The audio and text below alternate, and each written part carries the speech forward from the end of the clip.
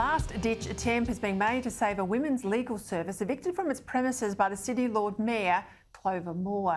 The Feminist Legal Clinic, which provides advice to victims of domestic violence, had its tenancy agreement torn up by the City of Sydney earlier in the year for publishing articles about transgender issues on its website. Now a Conservative think tank is waging an 11th-hour campaign to stop the eviction.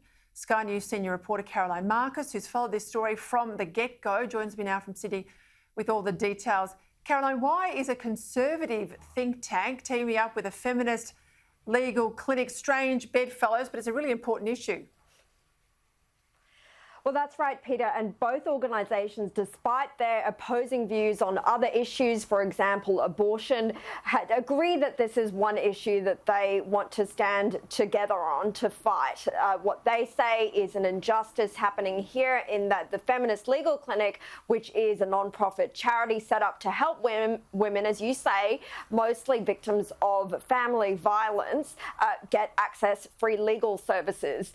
They're being evicted from their premises in inner city Sydney because the City of Sydney Council, led by the progressive Lord Mayor of Sydney, Clover, says that some of the material that they posted on their website did not meet the guidelines for the ethical framework for the council. They had given them a 5-year lease to operate rent-free out of their premises, the council premises.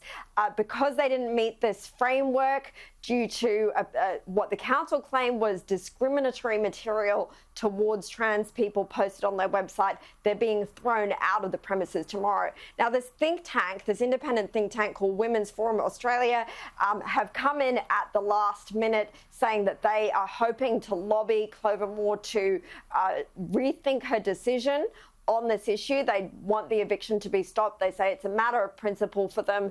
They agree that there should be free discourse around the issue of transgender rights and how they may impact on the rights of women and girls on certain issues. So they've come in and said that they want to support the Feminist Legal Clinic in their endeavour to remain in their premises. This is some of what Rachel Wong from Women's Forum Australia had to say to me a little bit earlier.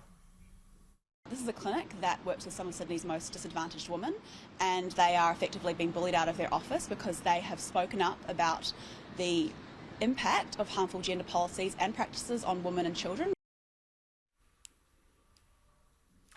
Now, Peter, as you mentioned, it's interesting political bedfellows that this whole issue has raised. The centre itself is run by a woman by the name of Anna Kerr, who's the principal solicitor there. She identifies herself as radical feminists. Many of the volunteers that they have working for this charity identify as the same, and yet she says that she feels quite abandoned by progressives on this issue, who she says haven't been courageous enough to take up the cause because they're afraid of being abused when they speak up about trans issues. This is some of what she had to say about this perhaps unlikely support that she's found.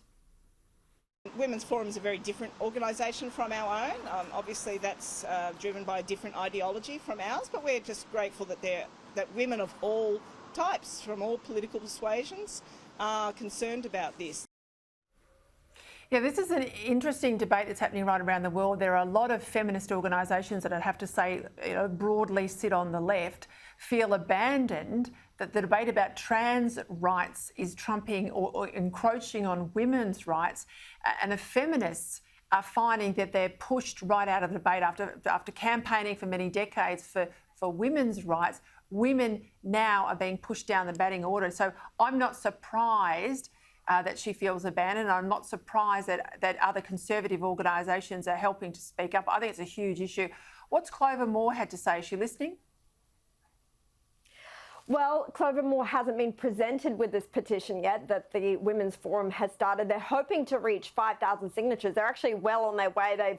They've got 1,500 signatures after just starting this petition on Friday. And once they feel that they've got enough, they're going to present it to Clover. But so far, Peter, Clover hasn't really had much to say about this issue at all, other than that she supports the council's decision to end the lease of this clinic prematurely. It was supposed to continue for another year. It was a 5-year lease.